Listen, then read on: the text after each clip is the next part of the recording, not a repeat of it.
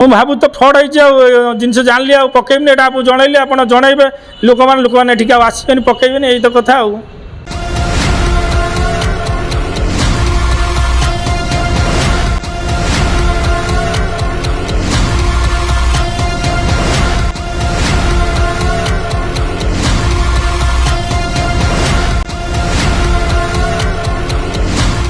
ମୋ ନାଁଟା ପ୍ରଦୀପ କୁମାର ରାଉତ।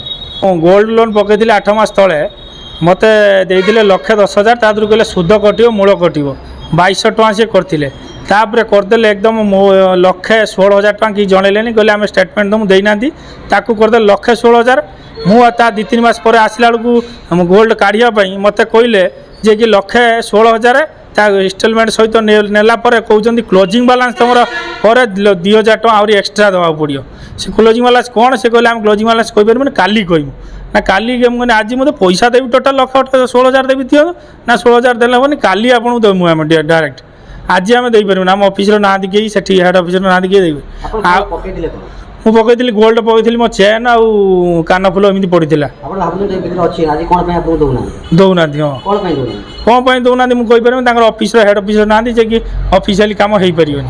ଆପଣ 1,16,000 ଟଙ୍କା ନେଇଥିଲେ ତ ବର୍ତ୍ତମାନ ଏତେ ଟଙ୍କା କ'ଣ ପାଇଁ 1,16,000 କ'ଣ ପାଇଁ ସେ ଆମକୁ ଯେଉଁ ଆମଠାରୁ ଯେଉଁମାନେ ତାଙ୍କର ଯେଉଁ ଅଫିସିଆଲି ଯେଉଁ ଆଣିଥିଲେ ଯେଉଁ ଏଜେଣ୍ଟ ସେଠି ଅଛନ୍ତି ସେମାନେ କହିଲେ ଯେ କି ଆମେ ଏତିକି ଟଙ୍କା କ୍ଲୋଜିଂ ବାଲାନ୍ସ କିଛି ନାହିଁ ଇଣ୍ଟରେଷ୍ଟ କିଛି ନାହିଁ ପ୍ରୋସେସିଂ ଫି କିଛି ନାହିଁ କିନ୍ତୁ ୟା ପରେ ପ୍ରୋସେସିଂ ଫି କ'ଣ ଲଗାଇ ଦେଇକି 1,16,000 କରିଦେଲେ ତା ଷ୍ଟେଟମେଣ୍ଟ ବି ମୋତେ ଦେଇପାରିଲେନି ଯେ ନ ଦେବା ପାରିବାରୁ ମୋତେ ଆଜି କହୁଛନ୍ତି 1,16,000ରୁ ଫେର 1,18,000 ମୋର କ୍ଲିଅର ଅଛି 14 ତାରିଖ କିସ୍ତି କଟିଛି କିନ୍ତୁ 16,000 ଟଙ୍କା ଫେର 18,000 ଟଙ୍କା କହିଲେ ଦେବା ପାଇଁ। ମ୍ୟାନେଜର କହିଲେ ଆମେ ହେଡ଼ ଅଫିସର ନାହାନ୍ତି କେହି ମୁଁ ଆଜି କହିପାରିବିନି କାଲି ଆସ ଗୋଲ୍ଡ ଦେବି।